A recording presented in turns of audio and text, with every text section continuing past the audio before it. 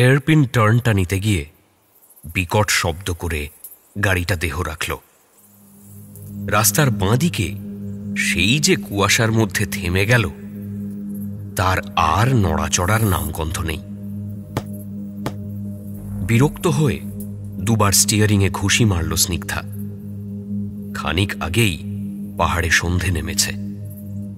কুয়াশার মোটা কম্বলটা না থাকলে এতক্ষণে জোনাকির মতো দার্জিলিং শহরের আলোগুলো দেখতে পাওয়ার কথা।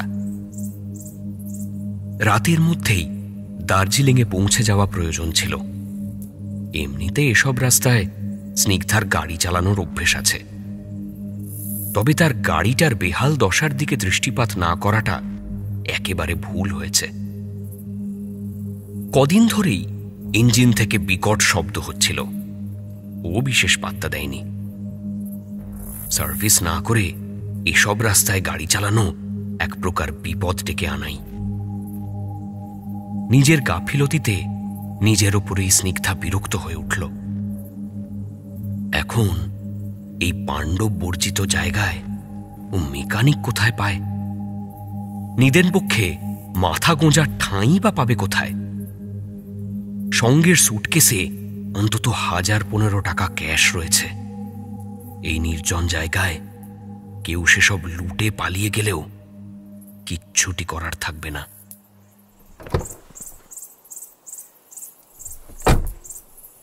অসহায় স্নিগ্ধা গাড়ি থেকে নামল। মোবাইলে একটা মাত্র টাওয়ার। দু একজনকে ফোনে ধরার চেষ্টা করল। পিক পিক করে লাইনটা কেটে গেল। স্নিগ্ধা নিজেকেই গাল দিতে শুরু করল। বারবার দাদা বলেছিল, তিনি গাড়িটা দেখিয়ে নে। তখন কোনো কথা শুনলাম না। তখনই যদি গাড়িটা সার্ভিস করিয়ে নিতাম, তাহলে আজ এই দুর্দশায় পড়তে হতো না। ধীরে ধীরে কুয়াশা ঘনিয়ে আসছে। এই জায়গাটা এমনিই ভালো নয়। উত্তরবঙ্গের যে সমস্ত এলাকাগুলো নিয়ে ভুতুড়ে গুজব রয়েছে, এই এলাকাটি তাদের মধ্যে প্রথম দিকেই থাকে। পাহাড়ের ঢালে এক একটি কবর দেখা যায়। দিনের বেলাও সেখানে গেলে গা ছমছম করে। সন্ধে হলেই কোট হ্যাট পরা সাহেব হেঁটে বেড়ায় এই রাস্তায়। কাছে গিয়ে ডাকলে যদি পেছন ফিরে তাকায়, অতি বড় সাহসীরও রক্ত জল হয়ে আসে। কারণ সাহেবের মুখ বলে কিছু নেই, বেবাক শূন্য। কুয়াশা মোড়া খাত থেকে নাকি অলক্ষ্যে মানুষের দিকে তাকিয়ে থাকে অনেক জোড়া চোখ। বলাই বাহুল্য, সেগুলোর কোনোটাই মানুষের নয়।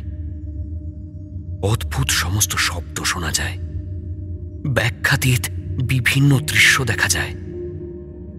সেসব শব্দ বা দৃশ্য ওই পরিবেশে ভেসে আসা এমনিতে যতই অস্বাভাবিক হোক না কেন, মানুষ সেই সময় হিতাহিত জ্ঞান শূন্য হয়ে যায়। সেসবের পিছু নিতে গিয়ে খাদে পড়ে মারা যায়। স্নিগ্ধার ভূতের ভয় নেই, মানুষের ভয় আছে।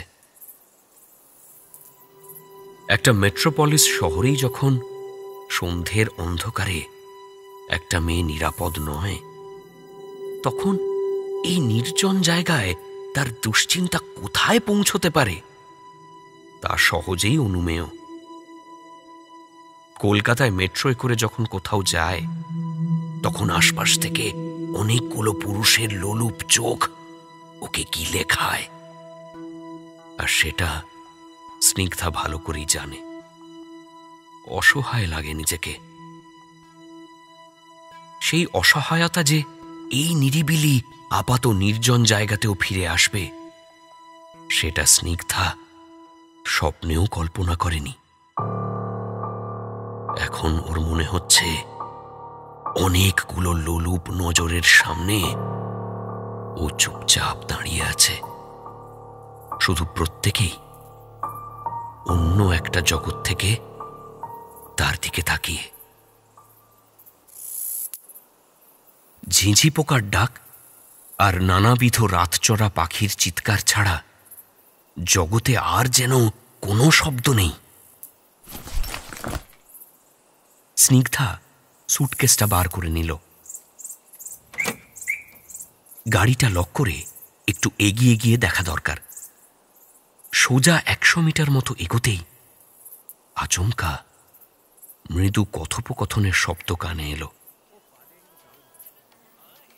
সেই সঙ্গে একটা নেপালি গানও ভেসে আসছে না? হোক না মৃদু, গান চলছে মানে কোথাও না কোথাও তো বাজছেই। একটা বাঁক ঘুরে স্নিগ্ধা দেখল পাহাড়ের গায়ে একটা ছোট্ট সরাইখানা রয়েছে। সেখানে হলদে টিমটিমে আলো জ্বলছে। আপাতত সেখানে সাহায্য চাওয়া ছাড়া আর উপায়ও নেই, যা থাকে কপালে। এই ভেবে স্নিগ্ধা ওপরে উঠল। এক মধ্যবয়স্ক যুগলের সঙ্গে তার দেখা হলো, সম্ভবত স্বামী স্ত্রী। ওরাই সরাইখানাটা চালায়। লাল নীল টুনি লাইট জ্বলছে সরাইখানা জুড়ে, আর দরজার সামনে একটা হলুদ আলো ঝোলানো। ভেতরে বসে একটা বুড়ো মদ খাচ্ছে।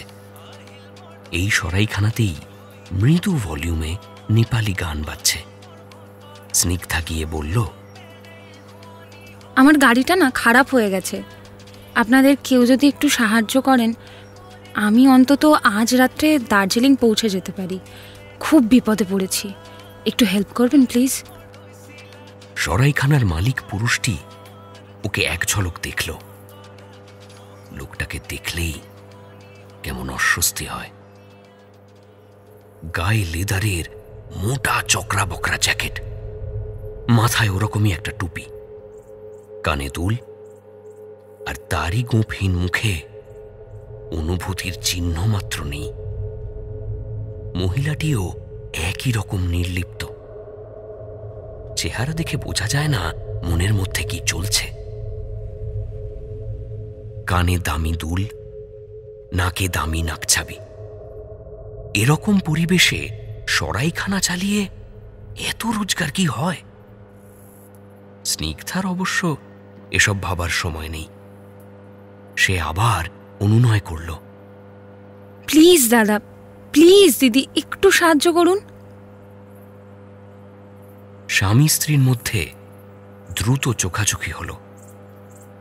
লোকটি ভরা গলায় বলল, আপনি আসুন, ভেতরে একটু বসুন, খাবার খান, একটু জল খেয়ে আগে শান্ত হন, আমরা দেখছি।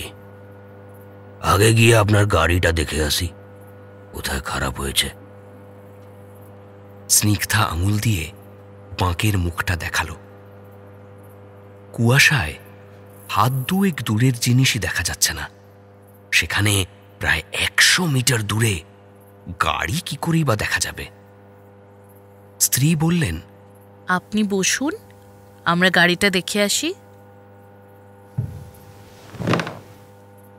স্নিগ্ধা ইতস্তত করে ভেতরে একটা চেয়ারে গিয়ে বসল। স্বামী স্ত্রী বেরিয়ে গেলেন। পাশের চেয়ারেই বুড়োটা বসে মদ খাচ্ছে। কোল কুঁজো চেহারা, চোখগুলো কোটরে ঢুকে গেছে, শকুনের মতো দৃষ্টি। স্নিগ্ধা এখানে ঢোকা থেকেই কামুক নজরে স্নিগ্ধাকে লোকটা মাপছে। স্নিগ্ধার রীতিমতো অস্বস্তি হচ্ছে। জ্যাকেটের হাতাগুলো প্রাণপণ টেনে সে স্বাভাবিক থাকার চেষ্টা করল। এই লোকটা এখন যদি তার সঙ্গে কোনো রকম দুর্ব্যবহার করেও তার বিন্দুমাত্র পালানোর পথ থাকবে না। লোকটা ঠুকঠুক করে মদ খাচ্ছে আর ঢুলু ঢুলু চোখে স্নিগ্ধার দিকে তাকিয়ে আছে। সরাইখানা থেকে নেমে এসেই স্ত্রী স্বামীকে বলল, হাতে সুটকেসটা দেখলে? তা আবার দেখিনি। যা ক্যাশ রয়েছে সেটা যদি মেরে দিতে পারি, বিশাল দাও হবে। কি করবে ভাবছো? আগে দেখিনি গাড়িটা কত দূরে রয়েছে। ওর খাবারে ঘুমের ওষুধ মিশিয়ে দেব। অজ্ঞান হয়ে গেলে বডিটা টানতে টানতে গাড়িতে এনে বসিয়ে দেব। তারপর খাদে ধাক্কা মেরে ফেলে দিতে কতক্ষণ, পুরো মনে হবে অ্যাক্সিডেন্ট। ওর কাছে যে টাকা ভর্তি সুটকেস ছিল, সেটা আর কি জানতে যাচ্ছে। স্বামী সায় দিল। ঠিক ঠিক, গাড়িটা দেখে আসি চলো। বুড়ো অরুণ ওখানে তো মেয়েটাকে পাহারা দিচ্ছেই। খুনের ঝক কষতে কষতে দুজন এগিয়ে চলল গাড়িটার দিকে, হাতে 5 সেলের টর্চ। কিছু দূর যেতেই গাড়িটা চোখে পড়ল। খাদের দিকে মুখ করে একা দাঁড়িয়ে আছে গাড়িটা। কিছুটা কাছে গিয়েই স্বামী স্ত্রীর হাড় হিম হয়ে গেল। গাড়িটা খারাপ হয়ে দাঁড়িয়ে আছে কই? ব্রেক ফেল হয়ে গাছে ধাক্কা মেরেছে। বনেট তুবড়ে মুচড়ে শেষ। কাঁচ ভেঙে গুঁড়ো ছড়িয়ে আছে রাস্তায়।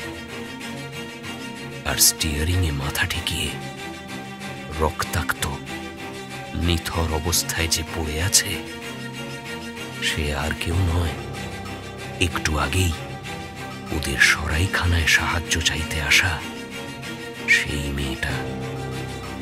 তাহলে এখন ওদের সরাইখানায় কে আশ্রয় নিয়েছে?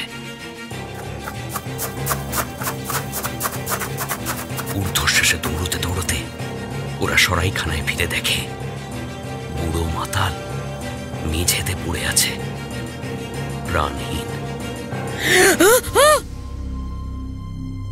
চোখ কপালে, যেন মৃত্যুর ঠিক আগে অকল্পনীয় ভয়ঙ্কর কিছু একটা বুড়োটা দেখে ফেলেছিল।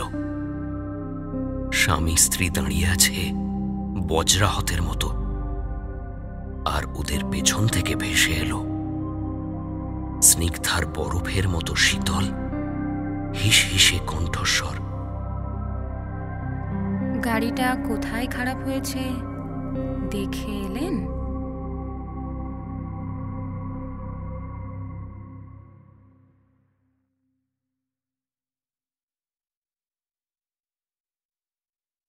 হাড় হিম হরর আপনারা শুনতে পারেন এক্সক্লুসিভলি মির্চি বাংলার ইউটিউব চ্যানেল এবং গানা অ্যাপে।